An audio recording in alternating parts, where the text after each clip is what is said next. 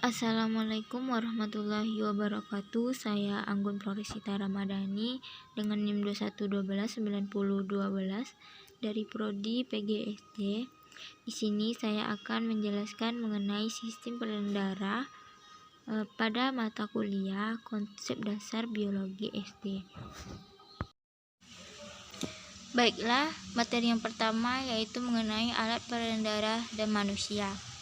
Sebelum masuk pada materi alat peredaran darah manusia, saya akan menjelaskan apa itu pengertian dari darah.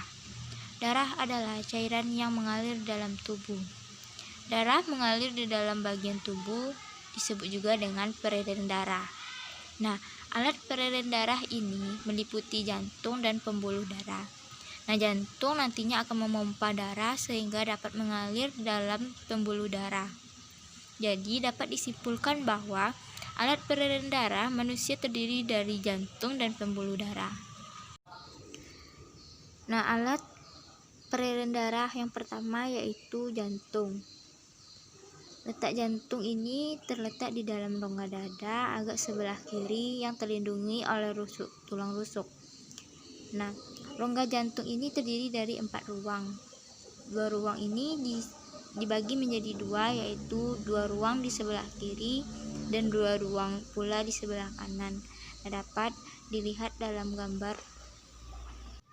Kemudian yang kedua yaitu pembuluh darah. Pembuluh darah adalah saluran tempat mengalirnya darah. Ada 3 macam pembuluh darah, yaitu pembuluh darah arteri, vena, dan kapiler. Yang pertama yaitu arteri. Arteri adalah pembuluh yang mengalirkan darah keluar dari jantung. Pembuluh arteri ini yang paling terbesar yaitu aorta. Yang kedua yaitu vena. Vena adalah pembuluh yang mengalirkan darah masuk ke jantung. Kemudian yang ketiga yaitu pembuluh kapiler, yaitu pembuluh darah yang berukuran sangat kecil yang merupakan tempat pertukaran berbagai jenis zat dengan sel-sel tubuh. Kemudian ada beberapa perbedaan antara pembuluh arteri dan pembuluh vena. Yang pertama yaitu pembuluh arteri berfungsi mengalirkan darah keluar dari jantung, sedangkan pembuluh vena berfungsi mengalirkan darah masuk ke jantung. Yang kedua, pembuluh arteri mengalirkan darah yang mengandung oksigen kecuali arteri paru-paru. Sedangkan pembuluh vena mengalirkan darah yang mengandung karbon dioksida kecuali vena paru-paru. Yang ketiga, pembuluh arteri aliran darahnya lebih cepat. Sedangkan pembuluh vena aliran darahnya tidak secepat di pembuluh arteri. Yang keempat, pembuluh arteri terletak pembuluh jauh dari permukaan tubuh. Sedangkan pembuluh vena letaknya dekat dengan permukaan tubuh. Kemudian yang kelima, pembuluh arteri dinding pembuluhnya lebih tebal, kuat, dan elastis. Sedangkan pembuluh vena dinding pembuluhnya tipis dan kurang elastis. Yang keenam yaitu pembuluh arteri denyutnya terasa, sedangkan pembuluh vena denyutnya tidak terasa. Kemudian yang ketujuh, pembuluh arteri hanya memiliki satu katup dekat dengan jantung, sedangkan pembuluh vena memiliki sepanjang pembuluh darah terdapat katup. Nah, di dalam tubuh manusia, darah berperan sebagai berikut. Yang pertama yaitu sebagai alat pengangkut zat-zat makanan, air, dan oksigen ke seluruh jaringan tubuh. Yang kedua, sel darah merah membawa karbon dioksida dan zat-zat sisa metabolisme menuju alat-alat ekskresi. Yang ketiga, mengangkut hormon dari kelenjar endokrin ke bagian tubuh tertentu. Yang keempat, mempertahankan keseimbangan suhu tubuh. Yang kelima, sel darah putih sebagai alat pertahanan tubuh dari infeksi kuman penyakit. Yang keenam, mengedarkan enzim-enzim di seluruh tubuh. Yang ketujuh, mengedarkan air ke seluruh tubuh. Kemudian ada plasma darah. Plasma darah adalah bagian darah yang berupa cairan jernih ke kuning-kuningan. Plasma darah ini mengandung 90% air dan 8,5% protein, yaitu fibrinogen, globulin, dan albumin, yang sisanya yaitu glukosa, lemak, enzim, garam mineral, yaitu terdiri dari natrium, kalium, dan kalsium. Kemudian ada eritrosit. Nah, eritrosit ini disebut juga dengan sel darah merah. Nah, eritrosit ini memiliki ciri-ciri yaitu berbentuk pipi, tidak berinti, cekungnya berupa bikonkav. Di eritrosit ini terdapat hemoglobin atau Hb yang fungsinya mengikat oksigen dan karbon dioksida serta mengedarkan ke seluruh tubuh. Selanjutnya ada leukosit. Nah, leukosit ini disebut juga dengan sel darah putih. Nah, ciri-cirinya yaitu berbentuk tidak tetap, yang berinti dan tidak berwarna. Nah, leukosit ini bersifat amoeboid. Nah, fungsinya yaitu membunuh kuman penyakit.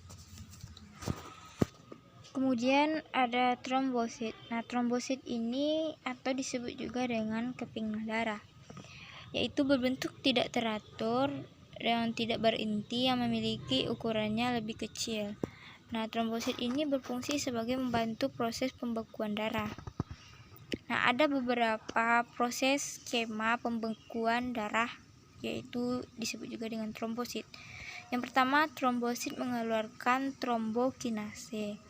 Nah, trombokinase ini akan menjadi protrombin ketika mendapatkan vitamin dan ion CO2. Nah, nantinya akan menjadi trombin. Nah, trombin ini disebut juga dengan fibrinogen yang menjadi fibrin. Selanjutnya, peredaran darah manusia. Yang pertama yaitu cara kerja jantung. Nah, jantung bergerak mengembang dan menguncup. Saat rongga jantung mengembang, darah mengalir mengisi rongga jantung. Nah, proses yang terjadi saat jantung menguncup dapat dilihat pada gambar tersebut. Nah, nantinya jantung akan bekerja memompa darah sehingga darah beredar ke seluruh bagian tubuh. Yang kedua yaitu peredaran darah manusia. Nah, berdasarkan arah alirannya, peredaran darah manusia dibagi menjadi dua, yaitu peredaran darah besar dan peredaran darah kecil. Yang pertama yaitu peredaran darah besar. Peredaran darah dari jantung ke seluruh bagian tubuh kemudian kembali ke jantung. Yang kedua yaitu peredaran darah kecil. Nah, peredaran darah kecil ini jalur peredaran darahnya lebih pendek daripada peredaran darah besar. Darah dari jantung atau bilik kanan akan mengalir ke paru-paru dan kembali lagi ke jantung. Nah, dapat kita lihat proses peredaran darah manusia tersebut pada gambar yang telah tampil pada layar. Selanjutnya, gangguan peredaran darah. Yang pertama ada anemia. Nah, anemia ini adalah penyakit kekurangan sel darah merah. Penyebabnya yaitu yang pertama adanya kekurangan zat besi atau vitamin B12. Yang kedua ada gangguan di sumsum tulang. Yang ketiga ada kelainan pada sel darah merah. Nah, pada penderita anemia ini pengobatan yang dilakukan dapat dengan transfusi darah dan pemberian obat-obatan. Yang kedua ada leukemia. Leukemia ini atau kanker darah yaitu penyakit kelebihan produksi sel darah putih. Selanjutnya yang ketiga yaitu ada hipertensi. Nah, jika tekanan darah seseorang melewati tekanan darah normal yaitu 120/80, maka ia akan menderita tekanan darah tinggi atau hipertensi. Hipertensi ini disebabkan oleh faktor keturunan, kurang berolahraga, atau kelebihan berat badan atau obesitas. Yang keempat yaitu ada jantung koroner. Pembuluh darah koroner ini adalah pembuluh untuk aliran darah ke otot jantung.